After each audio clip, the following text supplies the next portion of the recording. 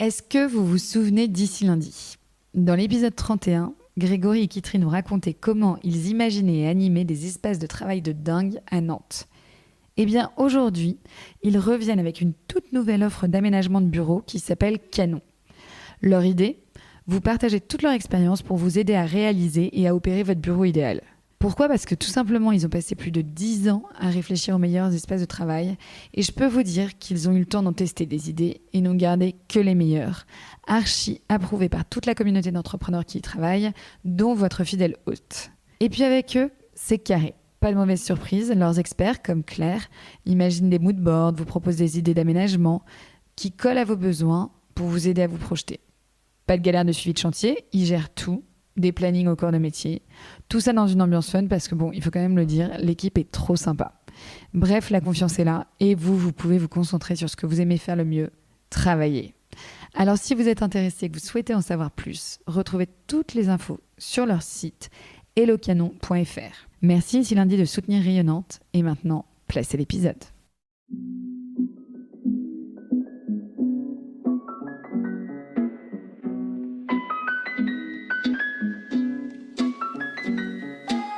Hello à tous, je suis Éléonore Vigneron et je suis ravie de vous accueillir sur Rayonnante. Dans ce podcast, je pars à la rencontre de personnalités inspirantes qui rythment l'actualité ou l'innovation à Nantes et dans la région. Ensemble, nous discutons de leur parcours de vie, de l'origine de leurs projets et de leur vision de l'entrepreneuriat nantais. Rayonnante, un podcast original à écouter quand vous le voulez sur toutes vos plateformes de podcast. Bienvenue dans cette nouvelle saison de Rayonnante. Pour ce premier épisode, je vous emmène à la rencontre de Ludovic Condroyer, qui gère le Corner Bayvert sur le marché de Talensac depuis 2001. Bayvert, producteur, affineur et fromager, qui en 40 ans s'est fait un nom dans le monde de la gastronomie, reconnu pour la qualité de ses produits et son savoir-faire. Bayvert, c'est des chiffres qui donnent le tournis. 7 sites de production, 30 millions de litres de lait en fromage chaque année, 500 collaborateurs, 80 millions d'euros de chiffre d'affaires. Entre Pascal Bayvert et Ludovic, c'est une longue histoire qui démarre il y a plus de 25 ans, lorsque Ludovic l'invite à une soirée à thème dans son restaurant.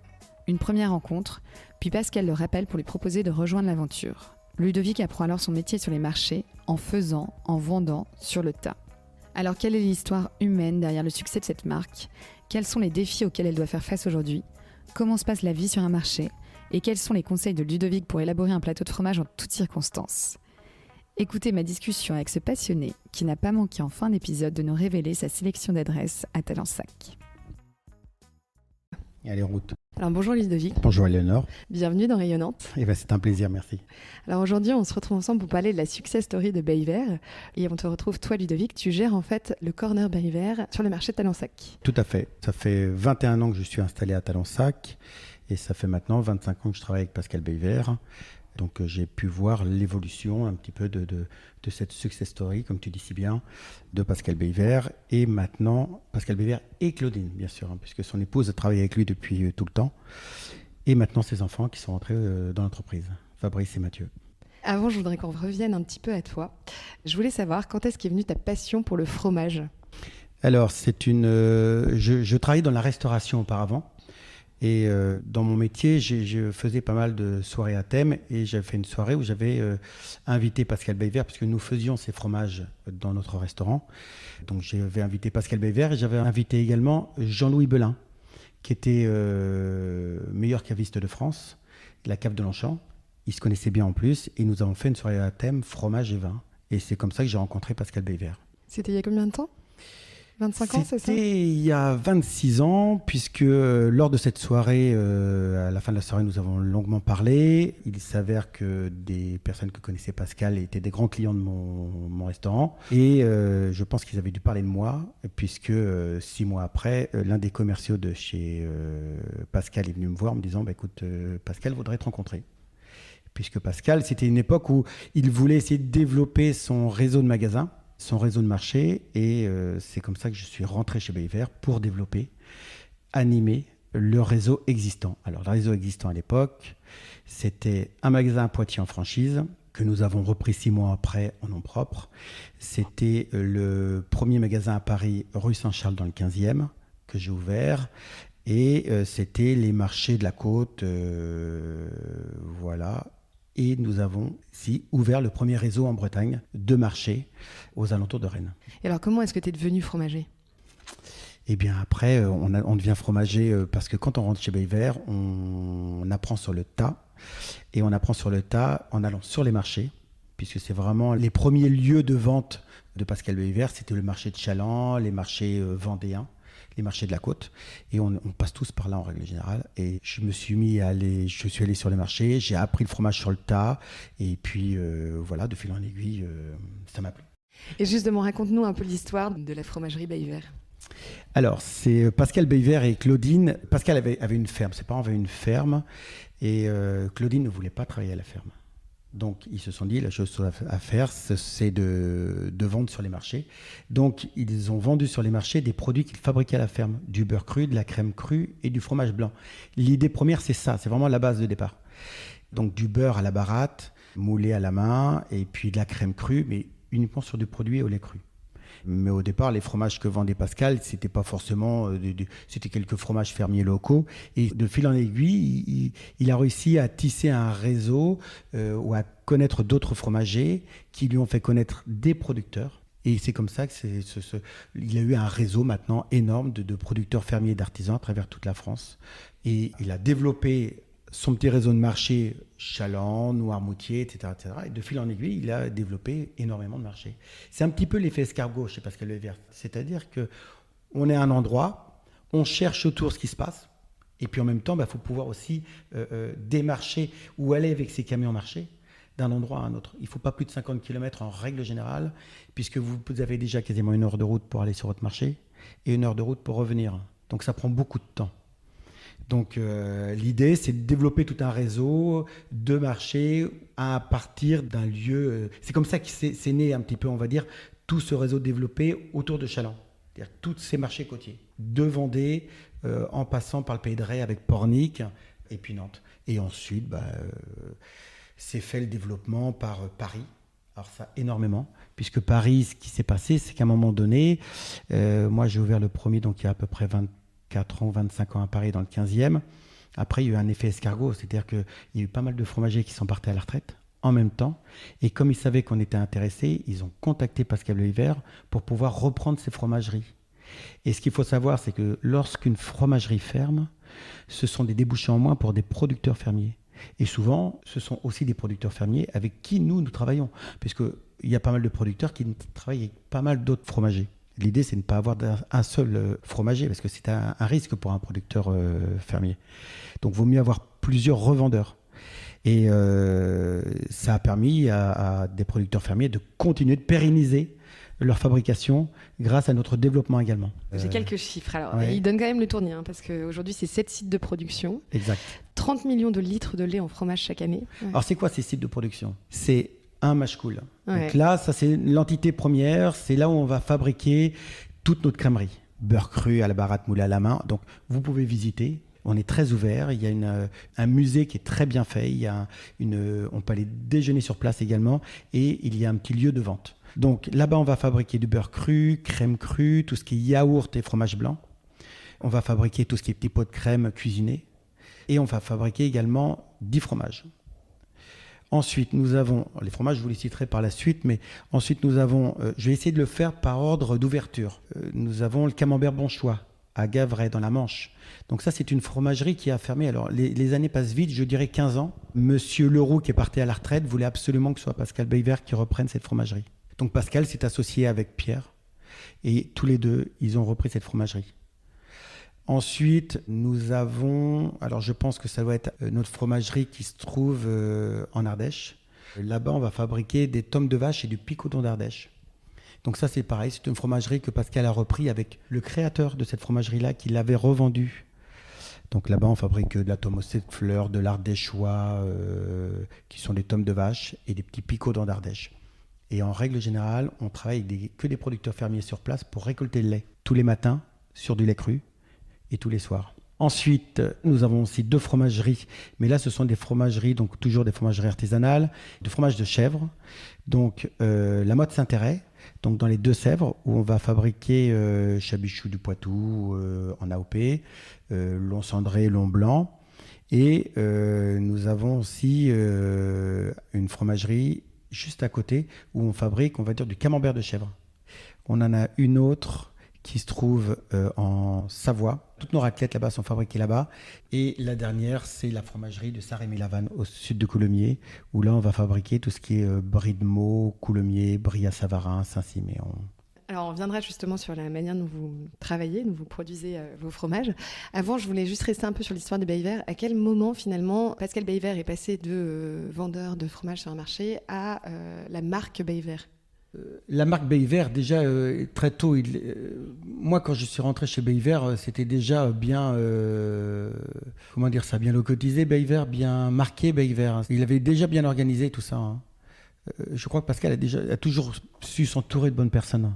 Il avait déjà cette ambition-là, il y a 25 ans? Non, l'ambition du développement, ça s'est fait, mais à chaque fois, ça se fait des coups de chance, on va dire. Ouais. Des coups de chance parce que c'est pas forcément volontaire. Hein. C'était pas forcément, à mon avis, dans l'ADN de Pascal au départ, ce développement. Ça s'est fait grâce à des rencontres. La toute dernière, Saint-Rémy-Lavanne, c'est vraiment quelque chose qui s'est fait parce que c'est une fromagerie qui était fermée. Et Pascal a dit, mais c'est l'opportunité de reprendre ça, quoi. Le coût de la fromagerie de Bon Choix, au départ, c'était pas prévu. C'est parce que M. Leroux lui a dit, Pascal, si tu ne reprends pas, c'est Lactalis qui va me racheter, parce qu'il n'y a personne d'autre qui peut racheter ça. Quand je dis il n'y a personne d'autre, et pourtant Pascal, ce n'était pas une grosse fromagerie à l'époque, hein, mais Pascal, il a toujours eu dans son ADN de garder l'authenticité du produit. Donc, M. Leroux a dit, Pascal, il faut que tu reprennes ça, parce que tu vas garder mes salariés, parce que tu vas garder les producteurs fermiers chez qui je vais chercher mon lait. Tu sais comment on fabrique du fromage. Pascal, c'est un fermier avant tout. Donc, il a cette chance-là. C'est-à-dire que lorsqu'il va reprendre une fromagerie, il va aller directement voir chaque producteur fermier. Il va voir comment il travaille et il va voir tout de suite s'il y a un souci. Tout de suite si c'est bien fait. Et il va leur dire, voilà, moi, c'est ça ce que je veux. Mon cahier des charges, il est comme ça. Je veux un lait de telle qualité. Avec telle richesse pour faire un bon fromage. Donc voilà, il a cette chance-là, je pense, d'être aussi bien producteur fermier, qu'il n'est plus, puisqu'il il a sa ferme, il n'a plus de vaches, mais il sait comment on travaille, et d'être producteur. Ouais. Et alors, notre chance, c'est qu'on est producteur et revendeur, c'est-à-dire qu'en plus, on a notre propre réseau pour vendre tous nos produits. Ça, c'est une vraie force aussi. Et est-ce que c'est justement ce qui distingue Bay-Vert et sa success story des autres entreprises de ce secteur? Ah oui, tout à fait. Ouais. On est les seuls. De tête, je pense qu'on est les seuls à avoir cette force de pouvoir vendre nos produits dans l'ensemble de nos points de vente. Donc, et en plus, on travaille beaucoup à l'étranger, en même temps de travailler avec d'autres fournisseurs en France. Hein. On vend aux mines énormément. À Rungis, on vend énormément, qui après, lui, à Rungis, fournit d'autres vendeurs, quand je dis vendeurs, des restaurateurs, d'autres grossistes dans toute la France. Et puis, à Rungis, on exporte aussi directement. On exporte beaucoup aux États-Unis, beaucoup en Amérique du Nord, énormément en Asie, aussi la Chine, le Vietnam, et puis l'Arabie Saoudite, Dubaï. Alors, on travaille beaucoup aussi avec des grandes chaînes d'hôtels comme le groupe Accor. Et puis après, on travaille aussi, alors ça c'est différent, mais avec de grands étoiles de Michelin. Si je reste sur les chiffres, hein, Bay-Vert, c'est 500 collaborateurs, 80 millions d'euros de chiffre d'affaires et 400 fromages distribués, dont un tiers issus de votre production. Et donc, c'est ça dont j'aimerais parler. C'est que, en fait, aujourd'hui, j'ai l'impression que vous mettez l'accent sur l'authenticité, sur la qualité des produits. Est-ce que, justement, tu peux nous en dire un petit peu plus sur votre approche et notamment sur la sélection des fromages que vous proposez à vos clients? Alors, comme je te le disais tout à l'heure, on a la chance de pouvoir fabriquer nos propres produits. Donc, je parlais de la crèmerie, mais aussi des fromages. Et d'avoir repris plusieurs fromageries. Donc, j'en ai amené une toute petite sélection là dans ton bureau et on va pouvoir goûter tout à l'heure. Mais on a la chance de pouvoir faire aussi bien des fromages de chèvre, des fromages de vache, des fromages de Normandie, de Loire-Atlantique, de Seine-et-Marne, dans l'est de la France. On a aussi notre propre cave d'affinage.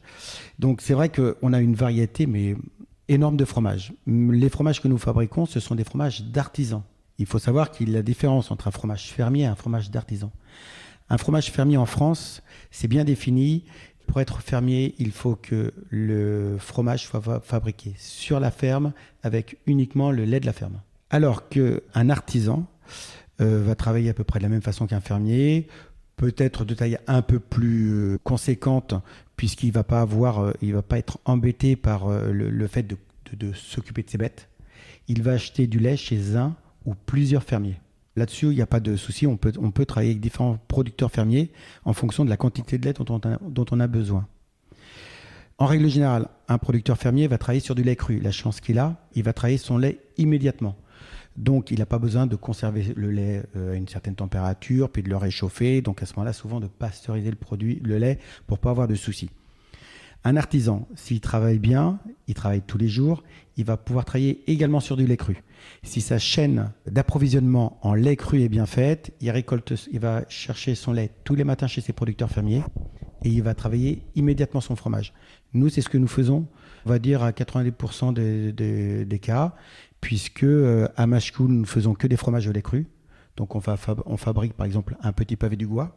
C'est un petit clin d'œil pour les pavés qui se trouvent sur le Gois entre Nantes et Noirmoutier, qui est un fromage c'est un fromage à croûte lavée qui va ressembler un petit peu à mon goût à un Pont-l'Évêque. Et à Machecoul, on va aussi travailler sur un petit mâche-coulet, qui est un autre vache, qui est un petit caillé lactique, qui va ressembler un petit peu à un chat-ours. Donc ça, c'est par exemple 2 petits fromages de vache qu'on fabrique à Machecoul, qui sont des fromages au lait cru. Et que tu peux goûter si tu es prête, attention. Avec plaisir. C'est vrai? Ouais, et bien écoute, sûr, là, tu as le petit pavé du Gois. Et là, on a un petit cabri d'ici, qui est un petit fromage de chèvre, qui est fabriqué à Machecoul. Et pareil, quand on travaille nos fromages dans nos différents ateliers, on va travailler avec des producteurs qui sont le plus proches possible, en lait cru. Donc, par exemple, pour le cabri d'ici, la productrice de lait de chèvre se trouve à côté de Chaland. Donc, elle est à 10 km de Machecoul. Et comment est-ce que vous établissez justement ces partenariats ? À Machecoul, c'est pas compliqué. Pour le lait cru, pour travailler le beurre cru, la crème crue, on a 3 fermes avec qui Pascal Peyvert travaille depuis maintenant peut-être 30 ans. Ce sont souvent plus des copains de Pascal, ou bien, en plus, ce qui est marrant, ce sont souvent des frères et sœurs de gens qui travaillent chez nous aussi dans d'autres services. Après, pour les fromageries que nous avons repris, eh bien, ce sont des producteurs locaux qui travaillent déjà avec la fromagerie existante. Donc l'idée, c'est vraiment de conserver l'acquis, pérenniser tout ça, essayer d'apporter après notre savoir-faire et améliorer, pourquoi pas, la qualité du produit au maximum. Et alors justement, quels sont les défis aujourd'hui que vous rencontrez ? J'imagine qu'ils doivent être multiples. Oui, alors c'est déjà de pouvoir garder notre authenticité, c'est-à-dire pouvoir conserver l'esprit un petit peu fabrication artisanale, fromage au lait cru, avec toutes ces variétés de croûtes lavées, croûtes fleuries. Ça, c'est vraiment notre ADN. C'est vraiment pouvoir travailler ces produits. Ensuite, on le voit très bien en fonction des saisons. C'est hyper complexe, travailler un fromage.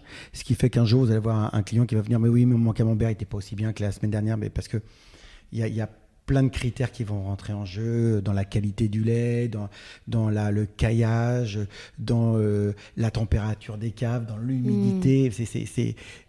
Un fromage, c'est hyper dur à faire, mine de rien. On s'en rend pas compte. Ça change vraiment de goût d'un fromage à l'autre ? Ah mais tout à fait. Ah mais oui, c'est incomparable. C'est ça la grosse différence avec un fromage pasteurisé et on va dire entre guillemets aseptisé, où vous avez un lait qui est identique toute l'année.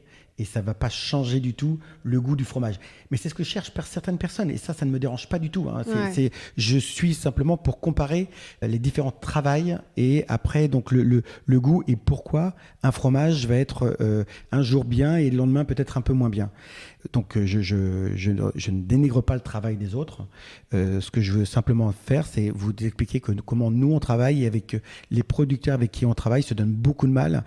Et pour parfois ne pas avoir une réussite aussi bien qu'ils le souhaitent, mais nous aussi, on peut avoir parfois des défauts dans un fromage. On va l'expliquer au client, on va essayer quand même de le vendre en expliquant attention, il est un peu plus ferme que l'autre fois, mais il est bon quand même et le goût est un peu différent.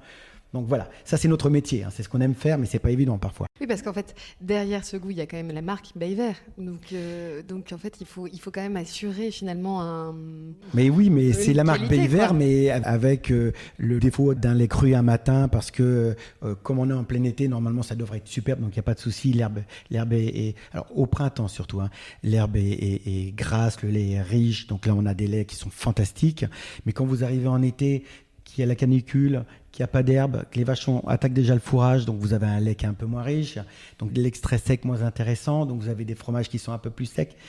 Voilà, et donc il faut être parfois indulgent, aussi bien nous en tant que vendeurs auprès de nos fournisseurs, donc aussi bien Bayver de nos différentes entités, et également de nos producteurs fermiers. Ça en lait, parfois on tape un peu sur les doigts en disant attention les gars, ou les filles, on aimerait avoir des fromages, mais ça on essaie de le faire comprendre. Mais voilà. Oui, en ce moment, les comtés, ils sont magnifiques. Les comtés en 12 mois, c'est exceptionnel. Ah oui, pourquoi ? Parce que c'est l'année dernière, et pourtant il a fait chaud, mais l'été dernier, on a eu des comtés, parce que quand on dit 12 mois, bah, vous revenez 12 mois en arrière pour la fabrication. Donc on a eu des comtés qui ont été très très bien fabriqués, donc après très bien conservés en cave, ce qui fait que là, cette année, on a des comtés mais exceptionnels. C'est peut-être ça aussi la force de Bayver, c'est son authenticité finalement. Je pense que... alors, il y a l'authenticité, il y a le choix aussi, parce qu'on a comme une variété énorme. En tous les cas, oui, quand je fais ma mise en place, je suis assez épaté par toute la gamme de produits qu'on peut proposer. Surtout en chèvre, en ce moment, je dois avoir au moins une centaine de fromages de chèvre. Et je ne pense pas qu'il y en ait énormément qui aient autant de choix que ça. Et moi, c'est ce que j'aime en tous les cas. Donc, il y a aussi bien la qualité des produits, la découverte des produits, mais aussi la variété de produits qu'on peut avoir. Donc aussi bien en fromage, mais également, et ça c'est une de nos très grosses forces, en crèmerie.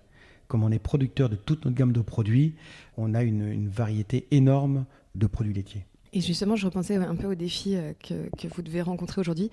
Toi qui travailles quand même depuis plus de 25 ans dans la société, est-ce que tu vois une différence aujourd'hui dans les attentes des consommateurs ? Est-ce que tu as vu une évolution tout au long de ces années ? Alors, non, j'ai pas cette impression-là. J'ai des clients, des nouveaux clients quasiment tous les jours. Et l'attente... les goûts ne changent pas ? Non. Quels sont les fromages stars ? Bonne question. Je pense que le comté déjà est un des fromages stars. On essaye de faire découvrir énormément nos fromages maison, parce qu'il y a pas mal de gens qui ne les connaissent pas encore. Après, moi, je suis énormément dans le conseil. J'adore parler de nos fromages, des producteurs, parce que chez moi, un fromage, c'est un producteur avant tout. Et quand je vends, par exemple, du Saint-Nectaire, où c'est la saison actuellement, parce qu'on a les premiers laits de printemps, je vais te parler du Saint-Nectaire fermier fabriqué par la famille Bellonte à Farges, on est juste au-dessus de Saint-Nectaire, qui sont les derniers producteurs fermiers qui fabriquent du Saint-Nectaire à Saint-Nectaire même. Je vais te parler du plus beau fromage au monde pour moi actuellement, qui est le Saint-Germier, qui est un petit fromage, un reblochon de brebis. Je dis reblochon parce que c'est pour la technique de fabrication et la texture, le goût. C'est pas du reblochon, hein. On est dans le Lot. Et Madame Grimini, Monsieur Thomas qui fabrique ce type de fromage. Donc voilà, pour revenir à ta question, c'est compliqué parce que j'aime bien amener les clients à aller vers des découvertes. Quand on vient me voir, j'essaie de comprendre un petit peu pourquoi ils veulent manger ces fromages, combien de personnes ils sont. Donc après, j'ai mes petits habitués qui veulent leur camembert, leur machin, ça pose aucun problème. Je le fais aussi et on essaie de voir comment ils l'aiment, parce que peut-être que ce matin, j'ai pas de camembert à cœur, ce qui peut arriver, malheureusement. Donc on essaie de les orienter vers autre chose. Il y a ça c'est notre métier aussi, c'est ce qu'on doit savoir faire. Et alors justement, si on revient sur ton quotidien à Talensac, raconte-nous un peu comment se passe ta journée type. Alors, elle commence tôt, tu me disais. On commence, je suis à Talensac souvent vers 5h15, 5h30, parce qu'il faut que je me fasse un bon café déjà pour démarrer. Et je prépare le café pour toute mon équipe. Donc tous les matins, je prépare... Ton équipe, c'est combien de personnes ? Alors la semaine, le mardi, mercredi et jeudi, nous sommes 4 tous les matins. Le vendredi, nous sommes 5 voire 6 l'hiver, même peut-être parfois 7 l'hiver quand on fait nos animations. Et le samedi et le dimanche, nous sommes 8. D'accord. Voilà.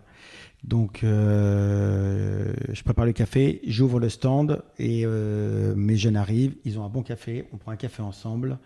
Et là, à 6h, on commence notre mise en place. Donc, notre mise en place, c'est on a une livraison qui est faite tous les matins, directement de Machecoul, que j'ai passé la veille en fonction de ce qui me restait. Et on fait notre remise en place. Il nous faut à peu près 2 heures pour faire la mise en place de crèmerie et de fromage.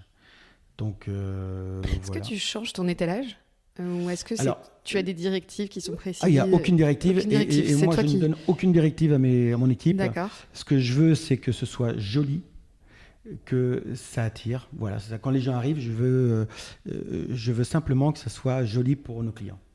Donc après, même entre eux, alors quand je ne suis pas là, ils s'amusent, mais c'est ça qui est très très bien, c'est que je leur fais entièrement confiance et donc ça change régulièrement. Et souvent, même j'ai des clients qui me disent « mais oui, mais ça a encore changé ». Je dis « bah oui, que vous voulez, on est très contrariant, on est comme ça, on aime bien un peu changer ce que vous allez manger aussi, comme ça je vais vous trouver autre chose ». Mais non, moi les fromages, même la crèmerie de toute façon, comme en fonction de la saison, les fromages vont changer, eh bien je mets souvent en avant, dans le rayon fromage, je mets souvent en avant les fromages qui sont plutôt de saison. Quoi. Voilà. Donc ça change à peu près tous les trimestres. Mais après, comme on enlève tous les jours, la mise en place n'est jamais la même. Mais comme je range souvent par famille de fromage, alors soit par famille, soit par région, ça dépend de mes humeurs. Mais en règle générale, c'est ça. À un moment donné, tu as les petits fromages locaux. Donc là, tu as une quinzaine de fromages, entre nos fromages à nous, les petits curés nantais de Pornic, voilà. Ensuite, je mets souvent les croûtes fleuries, les croûtes lavées ensemble. Alors, il faut savoir que dans le fromage, tu as 7 familles de fromages. Tu as les croûtes fleuries, comme le camembert. Tu as les croûtes lavées, comme les époisses. Donc ça, ce sont les fromages orange. On va les laver avec une saumure, avec une eau salée, ce qui va faire que ce sont des fromages qui sont un petit peu plus salés. On va empêcher la fleur naturelle de pousser et on va créer une petite croûte humide sur le fromage. Et souvent, c'est assez rouge orangé parce que dans la saumure, donc dans cette eau salée, on va rajouter souvent du rocou, qui est un petit colorant naturel. Et on lave ce fromage tous les jours, ce qui va faire que c'est assez poisseux, un petit peu parfois, un peu humide, comme pour les époisses. Et souvent, ce sont des fromages qui sont un petit peu plus forts en goût. Tu as les pâtes pressées cuites, comme le comté, le Beaufort des Alpages. Tu as les pâtes pressées non cuites, donc ça les tomes souvent, comme le Saint-Nectaire, comme les tomes de brebis dans les Pyrénées. Mais alors après, c'est toujours pareil. Ce sont des tomes qui sont plus ou moins grosses, donc des caillés au départ qui sont plus ou moins gros, et qu'on va presser plus ou moins fort, pour enlever le maximum d'humidité dans le fromage. C'est-à-dire que le Saint-Nectaire, qui est une pâte pressée non cuite, on va le presser mais légèrement, un tout petit peu, comme pour le reblochon. Le reblochon, mine de rien, c'est un fromage sur lequel on va rajouter un petit poids de 1 kg, histoire de faire égoutter le fromage doucement. Après, tu as les fromages de chèvre, tu as les bleus et les persillés, et tu as les fromages à pâte filée qui sont les mozzarella, qu'on mange beaucoup actuellement. Je crois que j'en ai pas oublié de tête. Donc voilà. Et si tu reviens donc à ta journée type, donc là Oui. tu dis vous installez tout, Oui. hop, il est 7h du matin. Il est 7h30 et tu as les premiers clients qui arrivent souvent vers 7h30 en semaine. On a notre premier client le samedi qui arrive à 6h30. Ah ouais. Oui. Toujours le même? Toujours le même. C'est vrai? Patrick, il est là à C'est 6h30. drôle. Il vient avec son fils Armand qui a 5 ans, je crois. Et Armand, il adore venir au marché. S'il ne vient pas, Patrick se fait gronder par son fils. Ils viennent tous les deux main dans la main et ils viennent faire leur marché. Donc voilà, nos premiers clients arrivent en semaine vers 7h30. 7h30. Le vendredi vers 7h, il y a le premier client. Et puis voilà.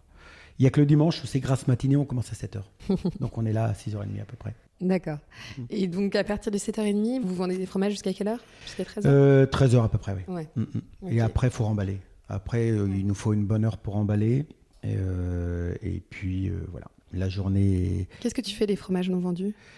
Les fromages non vendus, Ouais, ça n'existe pas. ça n'existe pas. Tu les vends tous en une journée? Ah Tu les as tous les écoulés? quasiment. Ah ouais. Sincèrement, j'ai la chance d'être livré tous les jours, donc de pouvoir faire une belle rotation dans mes produits. J'ai beaucoup de passages, donc j'ai la chance de ne pas avoir de perte de produits. Après, j'ai une association à qui je donne quelques fromages, mais malheureusement, comme j'ai très peu de déchets, on va dire entre guillemets, je n'ai pas de souci là-dessus. Et ça me sidère parce qu'il y a quand même énormément de variétés de fromages. Comment est-ce que tu fais pour tous les connaître, pour en parler aussi bien à chaque fois? Est-ce que tu les goûtes tous? Tu es formé là-dessus? Comme j'ai dit au tout début, on se forme sur le tas. Là, par exemple, j'ai un jeune qui débute avec moi depuis 15 jours. Je lui ai dit, tu goûtes. Si tu aimes le fromage, tu goûtes, tu y vas. Tu goûtes un matin, tu y vas, tu goûtes 2-3 fromages, tu vois ce que tu aimes. C'est surtout, pour expliquer un fromage, déjà, il faut savoir si tu l'aimes. Et en fonction de ton goût, c'est pouvoir expliquer et rechercher ce que va vouloir le client. Ça, c'est hyper dur. Parce que souvent, tu as un client, par exemple, un truc tout simple, qui va te dire, je veux un chèvre sec. C'est quoi un chèvre sec? Est-ce que c'est un chèvre qui est dur comme du bois, un truc qui se casse? Est-ce que c'est un chèvre ferme? Parce que sec, en soi, ça ne veut pas dire grand-chose, moi, personnellement. Parce que j'ai pas mal d'adjectifs à ce moment-là pour essayer de trouver vraiment le bon produit qu'il va vouloir. Donc, c'est à nous d'aller chercher après, quand le client va te dire « je veux un chèvre sec », est-ce que c'est vraiment de l'extra sec? Est-ce que c'est quelque chose de cassant, de fort en goût? Est-ce que c'est juste ferme, mais d'affinage entre deux? Donc voilà, c'est à nous de fouiller et de montrer en même temps au client. Donc, je demande à mes jeunes, vous goûtez, vous faites votre palais, vous dites, et puis après on en parle ensemble. Et puis tu me dis, je lui dis, comment tu trouves ce Saint-Nectaire? Il va me dire, je ne trouve pas très fort. Je dis, pourtant il a du goût celui-là.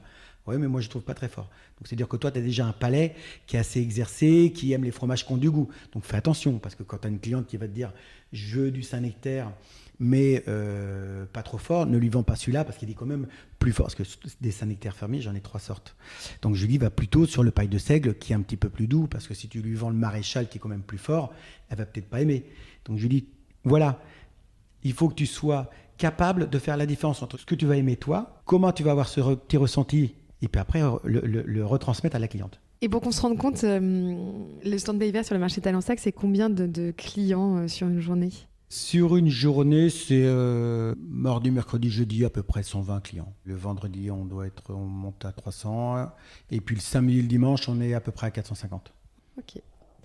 Alors, on va continuer de parler un peu fromage avec toi. Tu m'as fait un beau plateau.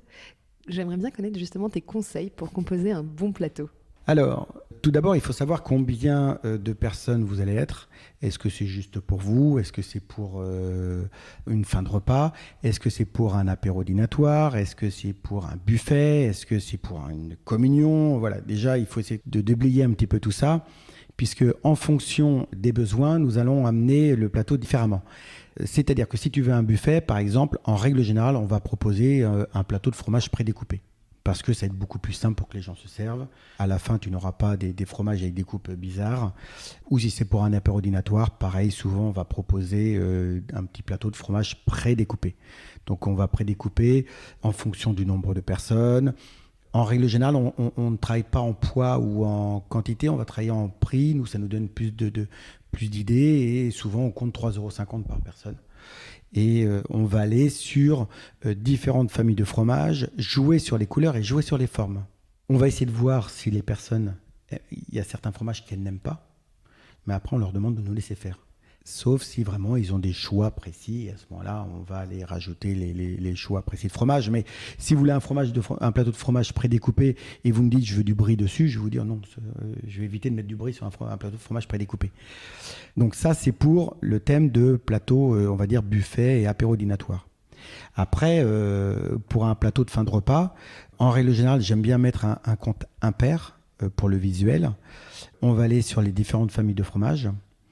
Pareil, on va essayer de voir s'il y a des fromages que vous n'aimez pas. Et si vous êtes 8 personnes, on compte à peu près 25 €. L'idée, c'est qu'il ne en reste pas forcément trop après, parce que vous n'avez pas forcément besoin de garder vos fromages des jours et des jours. Nous sommes présents tous les jours, donc l'idée, c'est vraiment d'avoir un plateau pour le soir même, et puis après, il en restera peut-être pour 2-3 jours pour vous, mais c'est tout, quoi. L'idée, c'est pas chargé. On va jouer sur les différentes familles. Donc, si vous êtes 8, je vais vous mettre 5 fromages différents. Et puis, on va essayer de jouer pareil sur les régions, on va jouer sur les couleurs. Donc actuellement, je vais vous mettre, pourquoi pas, un petit comté 12 mois ou 24 mois si vous aimez les fromages un peu plus goûtés, parce qu'ils sont vraiment magnifiques. À moins que vous y allez sur un magnifique Beaufort des Alpages des frères Juglaret. En croûte fleurie, on pourrait aller, alors soit on va sur un petit fromage festif, parce que, par exemple, c'est avec la communion, j'invite des copains, j'ai envie de me faire plaisir. Donc je peux mettre un peu de brie à Savarin à la truffe. Le brie à Savarin, c'est un triple crème, c'est une croûte fleurie dans lequel on va rajouter de la truffe. On pourrait se faire, pour jouer sur les formes, mettre un petit trèfle du Perche, qui est un chèvre cendré, qui a une forme de trèfle à 4 feuilles. Ensuite, on va mettre quand même du bleu, et on va mettre un peu de couleur. Donc on va voyager en Angleterre, on va mettre un petit peu de Shropshire. Shropshire, c'est comme du Stilton, mais c'est orange. Et ensuite, donc là j'en ai mis 1, 2, 3, 4 je crois. Eh bien on pourrait mettre tout simplement, qu'est-ce qu'on pourrait se mettre? Eh bien si, on va mettre le plus beau fromage au monde. On va mettre du Saint-Germier, bien sûr. On va aller chez Madame Grimini, Monsieur Thomas. Alors là, par contre, on a mis des fromages un peu plus festifs. Hein. Donc je pense qu'on en aura plus pour 4,50 € que 3 €. C'est toujours pareil. Hein. Soit il y a des fromages qui montent toujours un peu plus vite en prix. Hein. Donc faut après, on essaie vraiment de jouer là-dessus.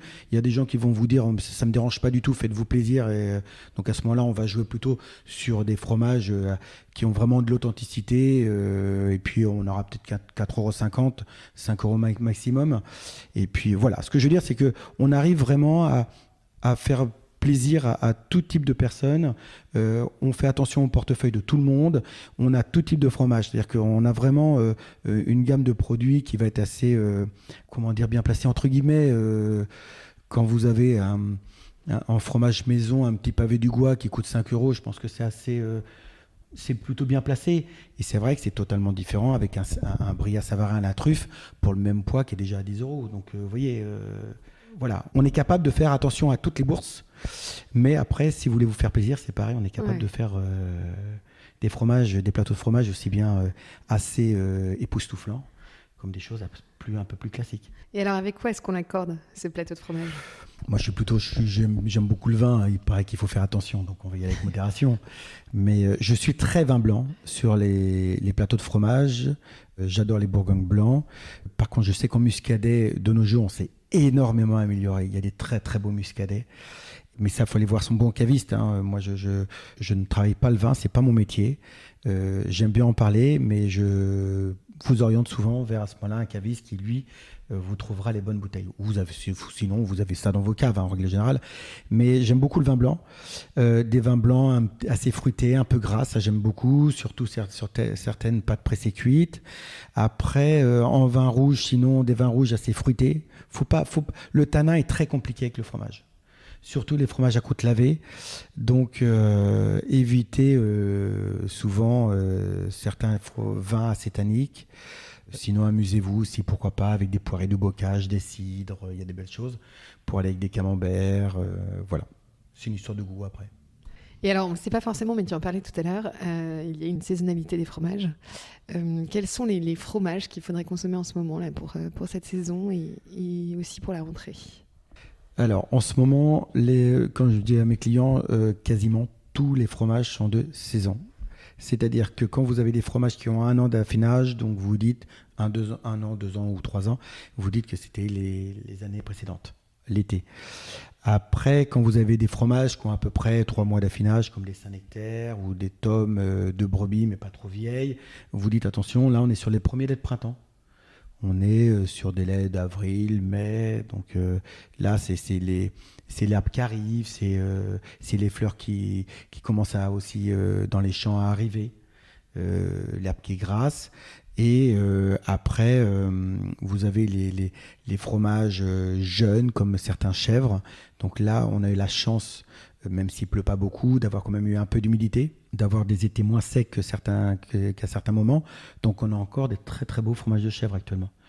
Donc là, c'est la saison de pas mal de choses. Ouais. Moi, j'aime beaucoup les fromages de chèvre. Et là, en ce moment, on en a vraiment une belle quantité, une belle variété. Et quels sont les conseils que tu donnerais pour bien conserver ces fromages? De les manger, de revenir me voir régulièrement. C'est compliqué. C'est compliqué parce que le frigo, ça casse le fromage, mais le fromage n'aime pas la chaleur. Ouais. Donc, une cave à vin, moi j'aime beaucoup. Cave à vin à 13 degrés, c'est pas mal. Après, c'est vrai que j'ai des clients qui viennent 1 fois par semaine. Vos fromages, en 1 semaine, dans son papier, dans le frigo, ça bouge pas trop. Donc, ça a tendance à sécher, en règle générale, à sécher plutôt un petit peu, mais c'est pas trop gênant. L'idée, c'est de pouvoir sortir ces fromages 1 heure avant à peu près. C'est-à-dire au moment où on met le couvert, on sort ces fromages. Et comme ça, ils se mettent vite à température, surtout en ce moment quand il fait chaud. Et l'hiver, comme on chauffe les maisons, ou les appartements, c'est pareil, ça monte vite à température. Donc vous mettez le couvert, vous sortez vos fromages et ils seront à température lorsque vous voudrez les manger. Et quel est toi ton fromage préféré? J'ai ma petite idée parce que j'ai l'impression que tu nous en as déjà un peu parlé. Mais... Je peux te reparler du Saint-Germier, c'est vrai que c'est un merveilleux fromage. C'est un fromage qui est gras, qui a plein d'arômes, qui est très très bien fabriqué.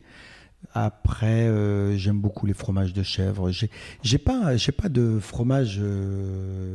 J'ai pas un fromage que j'aime. J'aime beaucoup les fromages en règle générale. Voilà. Et dernière question sur le fromage de manière générale. En fait, je trouve que les tendances en fait, des consommateurs évoluent. Aujourd'hui, on parle beaucoup de végétal, d'alternatives végétales. Comment est-ce que tu vois justement l'avenir du fromage? Comment est-ce que vous vous adaptez à ces nouvelles habitudes de consommation? Alors, moi, je suis assez classique. Hein. J'ai du mal au changement. Donc, pour moi, un fromage, c'est quand même notre culture, c'est notre histoire, hein, si on veut revenir là-dessus. Pour moi, ce fromage, c'est fait avec du lait de vache, du lait de chèvre ou du lait de brebis. C'est fabriqué d'une certaine façon, avec de la présure animale ou présure végétale, mais ça, on en trouve très très peu.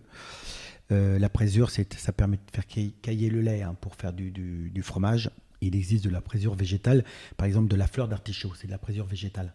Mais on en trouve très très peu en France pour fabriquer ce type de fromage. Donc, pour en revenir aux personnes qui ne veulent pas manger de produits à base de lait d'animal, c'est ça ce que tu veux dire, ou lait d'animal plutôt, ouais. On ne mange pas de fromage. On va manger à ce moment-là des choses qui sont faites à base de produits de lait végétal. Alors, du tofu? Alors, oui, du tofu, oui. Alors, je ne sais pas si on peut dire que c'est du fromage, mais je sais qu'en Asie, je crois que c'est en Corée même peut-être, ils en utilisent beaucoup pour cuisiner. Mais nous, on fabrique des yaourts à base de lait végétal. On fait ça avec de la crème de coco et du lait d'avoine. Donc, on a toute une gamme de yaourts végétal. Si on peut dire ça, yaourt. Alors, on appelle ça des yaourts parce qu'on fabrique de la même façon qu'un yaourt. D'accord ? Mais c'est fait avec du lait végétal et de la crème de coco. La crème de coco va apporter de l'onctuosité. Mais également, dans toute la gamme, c'est-à-dire qu'on a une gamme de crème dessert chocolat, yaourt nature, riz au lait, yaourt abricot, yaourt citron, et il doit y avoir et fraise, je crois. Et à chaque fois, il y a cette petite pointe de lait de coco. Donc c'est assez étonnant, hein. Mais je pense que pour les personnes qui ne veulent pas manger de produits à base de lait d'animal, ou d'animaux plutôt, c'est une bonne alternative. Et si on s'intéresse un petit peu à Nantes, est-ce qu'il y a des fromages que tu vends plus spécifiquement à Nantes qui sont particulièrement appréciés des Nantais? Je ne parlerai pas forcément des Nantais, je parlerai des touristes quand ils viennent à Nantes, parce qu'ils sont accrochés souvent au curé nantais. Alors le curé nantais, c'est comme son nom l'indique, c'est pas fabriqué à Nantes, c'est fabriqué à Pornic. C'est une fromagerie qui avait été créée reprise, l'idée, ça revient à la Révolution française, mais c'est un prêtre défroqué, si je ne dis pas de bêtises, qui est venu se cacher dans le pays de Ré et qui devait fabriquer, je crois, du fromage type reblochon à l'époque quand il était en Savoie. Et il est venu se cacher dans le coin, et se cacher ou aider peut-être les révolutionnaires. Je ne sais plus trop l'histoire, mais il faudrait revoir l'histoire. Hein. Mais il est venu apporter son savoir de fabrication de fromager, et il a fabriqué du fromage dans le pays nantais. Et ils ont appelé ça le fromage du curé. Et Georges Parola a repris cette fabrication et il l'a installé sur Pornic il y a peut-être une bonne vingtaine d'années, si ce n'est pas 30 ans. Et maintenant, ça appartient, je crois, à Tribala. Et il garde l'authenticité de la fabrication du curé nantais. Au lait cru, croûte lavée et affiné sur planche d'épicéa. Donc c'est un beau produit local. Et c'est vrai, comme son nom l'indique, eh bien, les gens, quand ils viennent à Nantes, veulent du curé nantais, même si c'est fabriqué à Pornic. Alors, on leur vend du curé nantais sans problème. On leur dit aussi, on les oriente vers du local, puisque comme on est producteur et on a installé Machecoul, on essaye de les orienter aussi sur nos produits. Mais ça, c'est parce que ça, c'est notre dada et ça, c'est notre image. Mais s'ils veulent leur curé, ils partiront du curé sans problème. Et par rapport, je vais reformuler du coup un peu ma question, par rapport à d'autres corners Bay-Vert dans d'autres villes, est-ce qu'il y a des spécificités propres à Talensac ? Alors, je pense que la spécificité de Talensac, elle n'est pas propre à Talensac, elle est propre à chacun de nos points de vente. C'est qu'on a la chance de pouvoir commander chez Bayver les produits qu'on veut. Je pense que, par exemple, actuellement, sur la côte, on va retrouver beaucoup de produits. Alors, on vendait, par exemple, de produits de fromage vendéen, de produits locaux, de choses comme ça, que moi, je vends rarement chez moi. Parce que il est vrai que quand on est touriste, quand on va dans un coin, on aime bien essayer de découvrir des produits locaux. Donc, c'est surtout ça l'idée, c'est qu'en fonction du lieu où se trouve le point de vente, vous allez essayer d'orienter plus les produits en fonction de la clientèle. Par exemple, quand j'avais démarré chez Bayver, je parlais de Paris, où on vendait beaucoup de brie, de coulommiers, de brie à Savarin. Mais c'était la période où j'avais repris également la fromagerie de Poitiers avec mon ancien associé Olivier Lebaudot, qui m'a quitté il y a 5 ans, avec qui j'ai démarré. Et Olivier je l'ai envoyé là-bas à l'époque, je me souviens très bien, pour démarrer. Et à Poitiers, on ne vendait que des fromages de chèvre. Mais c'était terrible. Et on vendait des chabichous du Poitou en très très grande quantité. Donc c'est pour ça, c'est en fonction du lieu où vous êtes, vous allez vendre beaucoup en règle générale de fromages régionaux. Mais comme nous au départ, on n'est pas une grande région fromagère, c'est pour ça que les Nantais ne vont pas forcément vers des produits locaux entre guillemets quoi. Nous on essaye de les orienter, mais on n'est pas une grande région fromagère. Pourtant, la France est un grand pays fromager avec des grandes régions fromagères. Mais notre région est plutôt une région de lait au départ qu'une région fromagère. Donc c'est compliqué. Ouais. Et est-ce qu'il y a une anecdote que tu aimerais nous partager sur toutes tes années là, derrière le comptoir du Talensac? Non, il y a une histoire par contre. Lorsqu'on s'est installé avec Olivier, puisque donc, je vous ai dit ça il y a quelques instants, quand je me suis installé avec Olivier Lebaudot. Il y a 21 ans, c'était un de mes très bons amis avec qui j'ai démarré dans la restauration. Quand je suis parti chez Pascal, 6 mois après, je l'ai fait venir avec moi. Et Olivier, pendant quelques années, lui, il était à Poitiers. Et comme je te disais tout à l'heure, je développais le réseau, donc au tout début, mais c'est surtout, je l'animais. Et quand je dis animer, eh bien, je faisais venir les producteurs dans nos points de vente. C'est comme ça que j'ai rencontré beaucoup de producteurs, dont un producteur qu'on a apprécié et avec qui sont vraiment devenus des amis, comme Robert et Arlette Trémouille, qui sont à la retraite maintenant depuis des années. Et Arlette et Robert, qui étaient à Villeneuve d'Aveyron et qui fabriquaient du moelleux de brebis, du pérail, des petits brebis frais, nous disaient, les gars, le jour où vous installerez, je vous offrirai des bérets. Donc le jour où on s'est installé, le 1er juillet 2001 à Talensac, eh bien, nous avions 2 bérets sur la tête parce que Robert et Arlette nous avaient offert 2 bérets. Donc voilà. Et c'est comme ça que l'idée après est venue chez Bayver de mettre au départ des bérets à tous les vendeurs. Et maintenant, les vendeurs et les vendeuses ont des casquettes. Mais moi, j'ai toujours mon béret parce que c'est mon histoire et ça le restera. Super. Et alors, j'ai terminé le podcast par des petites questions sur Nantes, qui sont mes questions habituelles. Qu'est-ce que t'évoque la ville de Nantes ? Moi, je suis un pur beurre. Moi, il y a l'histoire négrière, qui est une histoire qui est triste, mais faut pas la cacher. Et au contraire, faut en parler. Donc ça, c'est la Loire, c'est l'océan, c'est le large après. Après, moi j'ai les petits lus, j'ai l'ABN. Mon grand-père a été médecin à l'ABN. Donc moi, c'est toute ma jeunesse. Manger des biscuits de l'ABN, c'était quelque chose qu'on avait déjà dans notre biberon et jusqu'à nos 16 ans. Et même je continue à en manger parfois avec mes filles. Donc voilà, j'ai ça en tête. Et qu'est-ce qui te plaît à Nantes ? Qu'est-ce qui me plaît à Nantes, c'est que c'est une ville qui a su garder... C'est compliqué, hein. Je la vois changer beaucoup. Je la vois changer beaucoup. Il y a encore de l'histoire qui reste. C'est ce que j'aimerais, c'est qu'on puisse encore garder un peu notre histoire. C'est compliqué. Et est-ce que tu as des adresses que tu aimerais partager, des bonnes adresses que tu aimerais partager aux auditeurs de Rayonnante ? Alors, ce qui est compliqué, c'est que je trouve qu'à Talensac, Déjà, si je parle de viande, on a d'excellents bouchers. Donc, c'est compliqué de mettre un nom sur un seul boucher. Mais ça, je lis sincèrement. Hein. La plupart de nos bouchers sélectionnent leur viande. Il est vrai qu'il y a Vincent Touzet qui arrive à avoir des variétés de races un peu assez étonnantes quand même. Il arrive à avoir de la Salers, L'autre fois, j'ai pris une côte de bœuf, il m'a sorti de la Holstein qui venait d'Allemagne. Alors ça peut faire pleurer certains, mais spécial race à viande pour faire une grosse côte de bœuf. Alors, c'est des trucs qu'on trouve pas souvent et puis un peu maturés. Donc voilà, mais ils sont tous très bien. Voilà. Après, il y a un charcutier qui est pour moi qui est vraiment le dernier des charcutiers qui travaille à l'ancienne. Ce qui est malheureux pour lui, c'est qu'il n'arrive pas à trouver suffisamment de personnel. Je crois qu'il est là que 3 jours par semaine.